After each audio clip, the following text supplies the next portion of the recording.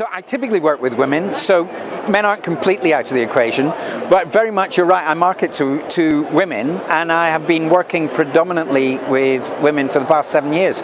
And it's not so much a political decision as it is that about 7 years ago I did a split test on the clients I was working with.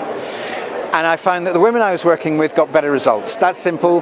They were showing up early, they were doing homework, they were really behind getting a different outcome in their lives. And a lot of the men I was working with were finding excuses not to do things. So I thought to myself, why don't I focus more on the people who are getting results? Particularly because the women I was working with were getting those promotions, and because of that perception that's there about a glass ceiling for women. And I thought that's where I can be the most use, and helping those women to change what's going on up here as well, as well as the physical stuff, working with the presence and the voice and the energy and the language. There's what's going on in here inside. A lot of my clients have said to me, when they come, they say, the glass ceiling means I can't possibly be promoted.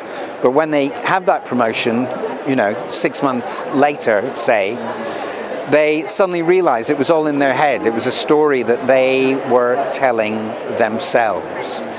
So it's a joy to take people through a journey where they embrace suddenly the possibilities of who they are, having believed in a completely different mindset before and the moment that we start working together.